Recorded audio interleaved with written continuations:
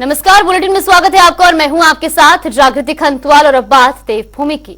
पिथौरागढ़ के देवसिंह मैदान में आयोजित दीदी बैणा नारी शक्ति महोत्सव कार्यक्रम का आयोजन हुआ, जिसमें मुख्यमंत्री पुष्कर सिंह धामी ने शिरकत की। आपको बता दें कि इससे पहले सीएम धामी ने विशाल रोड शो किया, जिसमें लोगों की भीड़ उमड़ी और इस दौरान मुख्यमंत्री पुष्कर सिंह धामी ने करीब 217 करोड़ रुपए की विभिन्न विकास योजनाओं का लोकार्पण और शिलान्यास किया। तो वहीं दीदी बैणा नारी शक्ति महोत्सव को संबोधित करते हुए सीएम धामी ने कहा कि जो पिथौरागढ़ के विकास में मील का पत्थर साबित होंगी, इन योजनाओं के धरातल पर उतरने से पिथौरागढ़ का विकास सुनिश्चित होगा।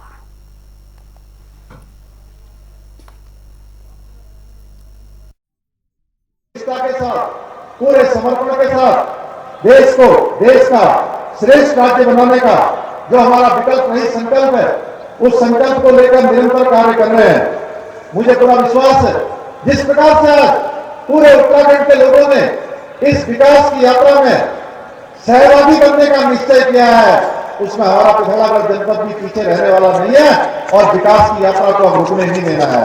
विकास की यात्रा को लगातार बढ़ाना है। मुझे पूरा विश्वास है, इस लक्ष्य की प्राप्ति के लिए आपका सहयोग, आपका आशीर्वाद और आपका समर्थन मुझे और मेरी सरकार को, हम सब जनप्रतिनिधियों को लगातार मिलता रहेगा। मैं आप सबसे कहना चाहता हूं कि हमने आदर्श उत्तराखंड बने।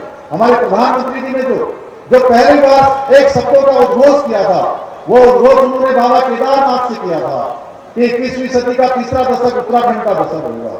उसके बाद उन्होंने यही पिथौरागढ़ में आप सबके बीच में उस बात को फिर दोहराया था कि आने वाला समय ये उत्तराखंड का दशक 21वीं सदी का दशक होगा।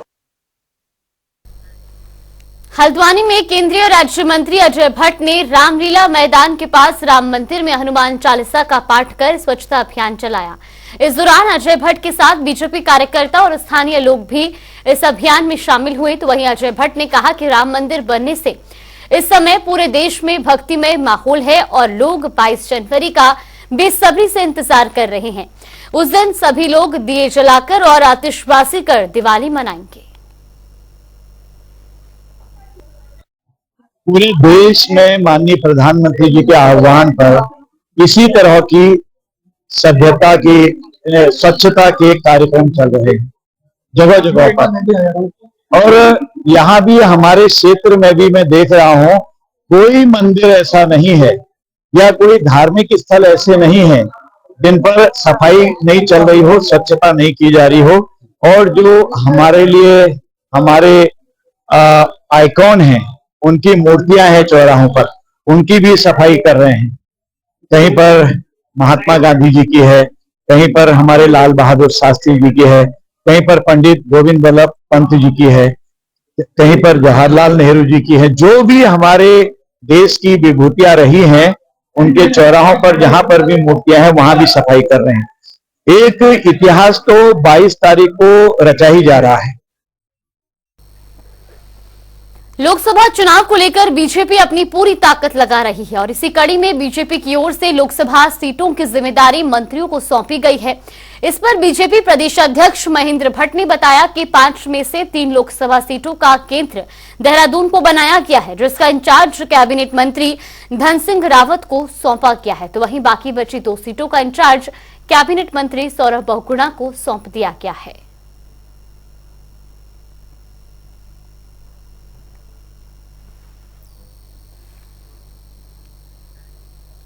उत्तराखंड में कांग्रेस पार्टी लोकसभा चुनाव को लेकर एक्टिव मोड में आ चुकी है।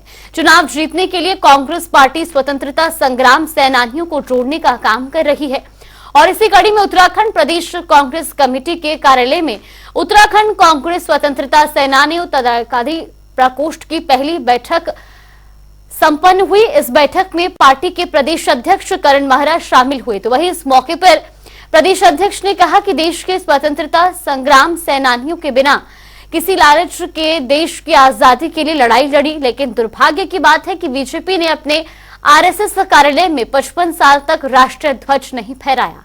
आगे उन्होंने क्या कहा, सुनिए।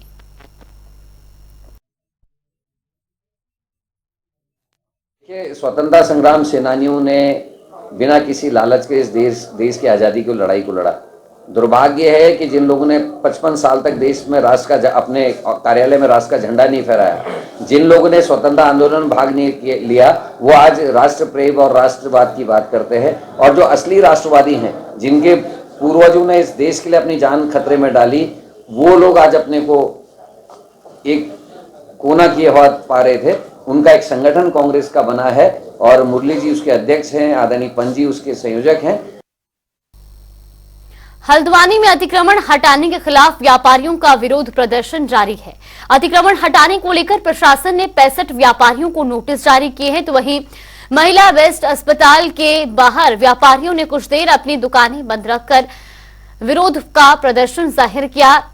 इस दौरान व्यापारियों ने अपना विरोध कांग्रेस विधायक सुमित हृदयेश के समक्ष भी जाहिर किया। विधायक सुमित हृदयेश ने कहा कि हाईकोर्ट के मामले पर टिप्पणी करना उचित नहीं, लेकिन व्यापारियों को जो नोटिस प्रशासन ने दिए हैं वो गलत हैं, क्योंकि अधिकतर दुकान में नगर निगम की है और या फिर फ्री होल्ड है, तो इसको अतिक्रमण कैसे कहा जा सकता है।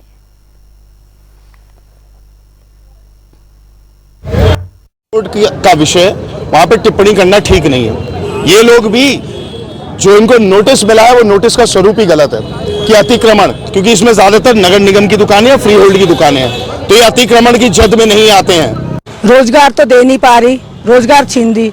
व्यापारी को ऐसे परेशान करना अचानक से, या तो एक रणनीति बना लेते कि इनको कहाँ स्थापित करना है, ये भी सोच लेते, तो ये जो रोजी रोटी है इनकी, ये शाम से ही अगर ये दुकान में नहीं बैठेंगे, शाम से ही क्या खाना खाएंगे।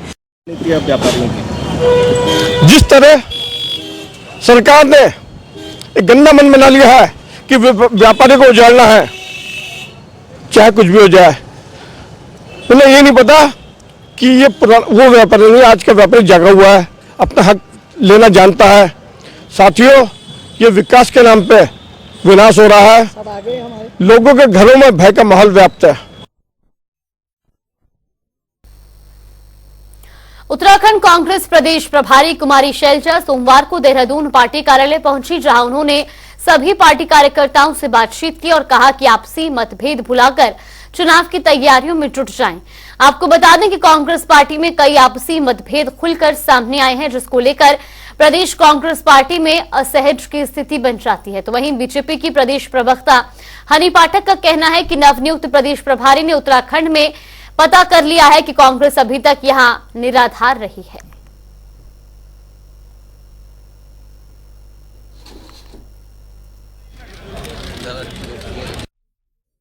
देखिए, ऐसा है, इससे ये साबित होता है प्रभारी शैलजा कुमारी जी के जवाब से कि उन्होंने पता कर लिया है कि कांग्रेस अब तक यहाँ पर निराधार रही है, किसी कार्य के लायक नहीं रही है। तभी उन्होंने ये बात कहा कि अब आपसी मनमुटाव भुलाकर चुनाव की तैयारी में लगना चाहिए। मतलब इससे पहले वो भी मानती हैं कि कांग्रेस यहाँ पर कोई कार्य नहीं कर रही थी, सिर्फ अपने अंदर खाने सिर्फ फुटाफुटौल कर रही थी। बल्कि शैलजा जी को तो मैं एक राय देना चाहूंगी कि उनको ये बात भी पूछनी चाहिए अपने कार्यकर्ताओं से और नेताओं से कि इधर उधर की बात न कर, ये बता कि काफिला क्यों लुटा कांग्रेस का। तो उनको शायद सही और सही तथ्यों के साथ जवाब मिल जाएगा कि काफिला आखिर लुटा तो क्यों लुटा। उत्तराखंड में आगामी लोकसभा चुनाव की तैयारी में लगी बीजेपी ने कल कई बड़े राजनीतिक दलों के नेताओं को अपनी सदस्यता दिलाई है। आपको बता दें कि कांग्रेस समेत आम आदमी पार्टी के कई बड़े दिग्गज नेता बीजेपी में शामिल हुए हैं। तो वहीं दूसरी ओर कांग्रेस के राष्ट्रीय अध्यक्ष मल्लिकार्जुन खड़गे का आगामी 28 तारीख को उत्तराखंड दौरा प्रस्तावित है, जिसको लेकर बीजेपी प्रदेश मीडिया प्रभारी मनवीर सिंह चौहान ने कांग्रेस पर तंज कसते हुए कहा कि जिस तरीके से कांग्रेस के बड़े नेता बीजेपी में शामिल हुए हैं, उससे साफ है कि अब कांग्रेस का जनाधार खत्म हो चुका है। उन्होंने कहा कि राष्ट्रीय अध्यक्ष के दौरे से पहले कांग्रेस के कुछ और बड़े दिग्गज चेहरे बीजेपी में शामिल होने जा रहे हैं। उनके कांग्रेस के खड़गे जी आए, राहुल जी आए या सोनिया जी आए, कोई भी जी आए, उनके उत्तराखंड की जनता पे उसका कोई फर्क पड़ने वाला नहीं है। और कल आपने देख लिया होगा क्योंकि नवनियुक्त प्रदेश प्रभारी आई और कांग्रेस के नेता भारतीय जनता पार्टी में शामिल हुए। खड़गे जी भी आएंगे, हो सकता है उससे पहले कांग्रेस से कई लोग भारतीय जनता पार्टी के सदस्य ले चुके होंगे। ये निश्चित है कि 2024 के चुनाव के लिए उत्तराखंड की जनता ने, पूरे देश की जनता ने प्रधानमंत्री नरेंद्र भाई मोदी जी को तीसरी बार प्रधानमंत्री का मन बना लिया है और उत्तराखंड की जनता ने एक बार नहीं अनेकों बार कांग्रेस को नकारा है और 2024 के चुनाव में भी प्रचंड बहुमत के साथ 5 सीटें उत्तराखंड की भारतीय जनता पार्टी जीतने वाली है। लोकसभा चुनाव को लेकर भारतीय जनता पार्टी ने सदस्यता अभियान शुरू किया है, जिसमें भारतीय जनता पार्टी ने अन्य दलों के 700 से ज्यादा नेताओं और कार्यकर्ताओं को अपनी पार्टी में शामिल किया। इसी को लेकर कांग्रेस भारतीय जनता पार्टी पर तंज कस रही है। कांग्रेस के पूर्व नेता प्रतिपक्ष और चक्राता विधायक प्रीतम सिंह ने कहा कि किसने किस पार्टी को ज्वाइन किया उस पर मैं कोई टिप्पणी नहीं करूं तो कदापि उचित नहीं है। जिसको जहां अच्छा लगता है वो वहां जाएगा। तो वहीं कांग्रेस के पूर्व प्रदेश अध्यक्ष गणेश गोदियाल ने कहा कि बीजेपी की नीति है कि जो भाजपा के वर्तमान लोकसभा सदस्य हैं उनमें से अधिकांश के टिकट काटे जा रहे हैं। शायद भारतीय जनता पार्टी को अपने कार्यकर्ताओं पर विश्वास न हो।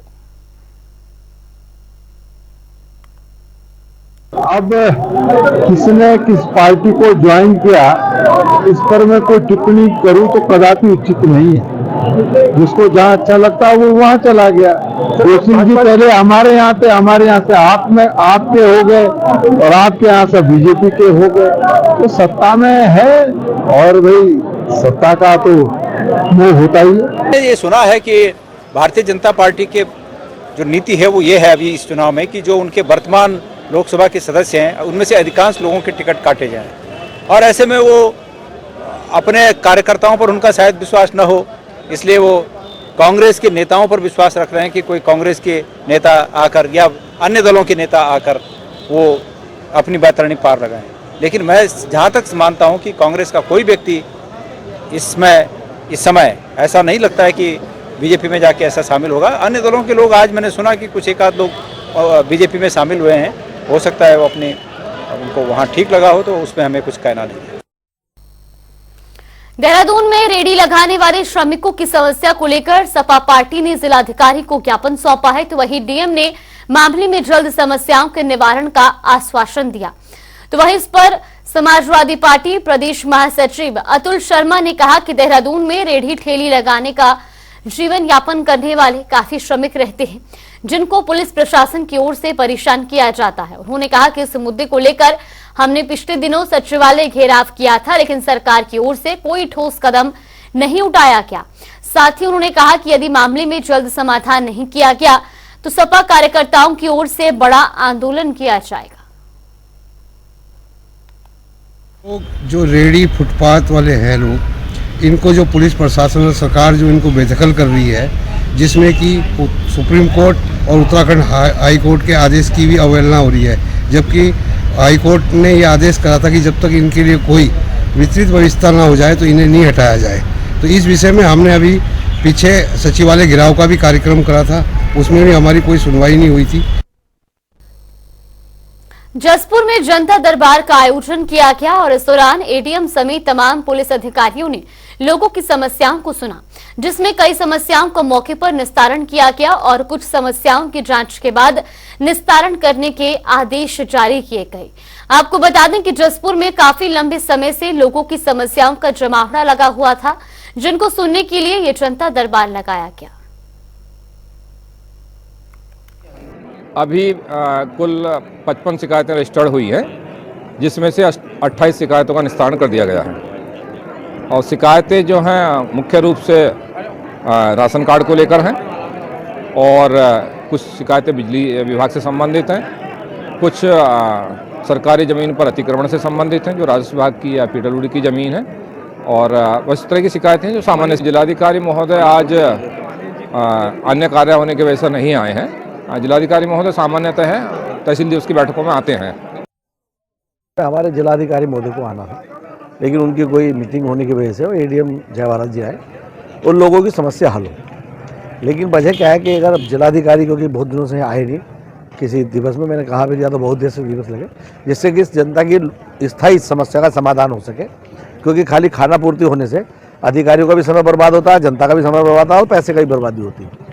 तो अगर जिलाधिकारी होते तो मैं समझता हूँ कि इसका ज़्यादा रिजल्ट होता।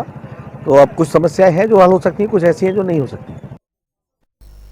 हरिद्वार में सड़क सुरक्षा माह की शुरुआत हुई। इस दौरान डीएम और एसएसपी ने भगत सिंह चौक से सड़क जागरूकता रैली को हरी झंडी दिखाकर रवाना किया। इसके साथ ही लोगों को ट्रैफिक नियमों का पालन करने की भी शपथ दिलाई गई। आपको बता दें कि ट्रैफिक जागरूकता रैली जिले भर में कई स्थानों से गुजरेगी, जहां लोगों को यातायात नियमों के प्रति जागरूक किया जाए। जो ये सड़क सुरक्षा माह हमारे द्वारा आयोजित किया जा रहा है, ये पूरे प्रदेश भर में ही आयोजित किया जा रहा है। इसका जो मुख्य पर्पज़ है वो एक तरीके से लोगों में जो जागरूकता है ट्रैफिक के नियमों के प्रति, उसको करना है। इसमें हम स्कूल लेवल से लेके स्कूल स्तर पे भी और अन्य जितने स्टेक होल्डर हैं उनके साथ बैठ के जो उनकी समस्याएं हैं उनको भी सुनेंगे और उस पर क्या हम लोग बेहतर तरीके से सड़क सुरक्षा को कर सकते हैं, इस पर हम लोग वर्क करेंगे। आज से एक अवेयरनेस प्रोग्राम हम लोग चला रहे हैं सारे स्कूल्स में। तो जनपद के जितने भी स्कूल्स हैं वहाँ पे बच्चों को अवेयर करने के लिए एक अभियान हम लोग चला रहे हैं, जिसमें पुलिस की टीम रहेगी और आरटीओ की टीम रहेगी और प्रशासन की भी टीम रहेगी। तो ये लोग लगातार बच्चों को अवेयर करेंगे। उसका रीज़न ये है और आज के दिन हम यही आशा करते हैं कि हमारे जनपद की ट्रैफिक व्यवस्था अच्छी हो। रुद्रपुर में श्यामा प्रसाद मुखर्जी रबन मिशन के तहत उधम सिंह नगर में बायर सेलर मीट का आयोजन किया गया। इस 2 दिवसीय सम्मेलन में शामिल होने के लिए देश भर से कई बायर्स आए हुए हैं, तो वहीं इन बायर से महिलाओं ने सीधा संवाद किया। आपको बता दें कि कार्यक्रम का आयोजन ग्रामीण व्यवसाय इंक्यूबेटर की ओर से किया गया था।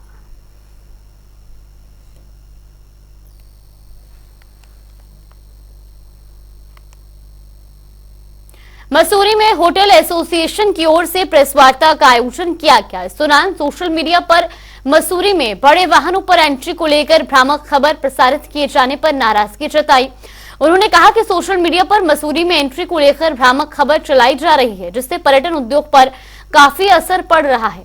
उन्होंने साफ किया कि मसूरी में किसी भी वाहन के लिए कोई प्रतिबंध नहीं है, सिर्फ माल रोड को सुव्यवस्थित करने के लिए प्रशासन की ओर से शाम को कुछ समय वाहनों पर प्रतिबंध लगाया गया है। हरिद्वार वन प्रभाग की ओर से मानव हाथी संघर्ष टीम का गठन किया गया, जिसका प्रभारी वन दरोगा गजेंद्र सिंह को बनाया गया है। ये टीम 2 प्रमुख रास्तों पर 24 घंटे पहरा देगी। आपको बता दें कि शहरी और ग्रामीण रिहायशी इलाकों में जंगली हाथियों के आने से रोकने के लिए वन प्रभाग की ओर से यह कदम उठाया गया है। जिस स्तर पर एक टीम का गठन किया गया है, जो कि हर सेक्शन वाइज अलग अलग टीम बनाई गई है। टीम में जो है संबंधित जो सेक्शन है हमारा, उसके सेक्शन अधिकारी को उसका इंचार्ज बनाया गया है और उनके अंदर जो बीट अधिकारीगण हैं वो उस टीम के मेंबर हैं। और इसमें हमारे एक गजेंद्र जी हैं, जिन्हें उनका नोडल बनाया गया टीम का, जो सारी टीमों के बीच में कोऑर्डिनेशन रखते हैं। हमारी टोटल जो 6 सेक्शन है उनके अंतर्गत एक टीम का गठन करा गया है और उसमें हर एक टीम के जो अध्यक्ष हैं वो वहाँ के सेक्शन अधिकारी हैं। और रुक करेंगे 2 मिनट में 10 बड़ी खबरों का। बीजेपी कमीशन 24 लोकसभा की 3 सीटों का मंत्री धन सिंह रावत को मिला चार्ज। सौरभ बहुगुणा को भी मिली 2 सीटों की जिम्मेदारी।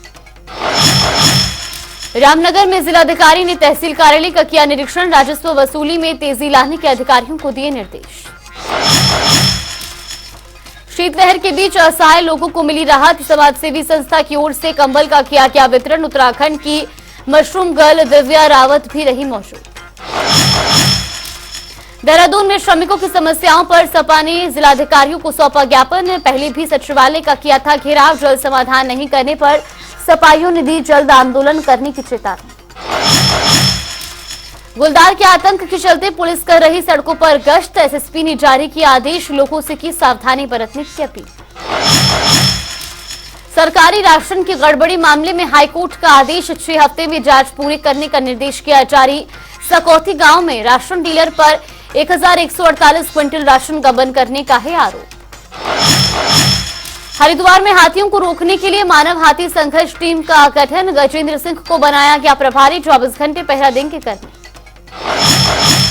हरिद्वार में सड़क सुरक्षा माह की शुरुआत। सड़क जागरूकता रैली को डीएम और एसएसपी ने दिखाई हरी झंडी। यातायात के प्रति लोगों को किया गया जागरूक। जसपुर में एडीएम ने लगाया जनता दरबार, लोगों की सुनी समस्याएं, कई समस्याओं का मौके पर किया निस्तारण। इंडियन आर्मी का जवान धनीलाल हुआ जमीनी फर्जीवाड़े का शिकार, सीएम और कैबिनेट मंत्री गणेश जोशी से मांगी मदद, मामले में तुरंत कार्रवाई की रखी मांग। चलिए बुलेटिन में फिलहाल के लिए बस इतना ही, यहां पे रुकते हैं एक छोटे से ब्रेक के लिए।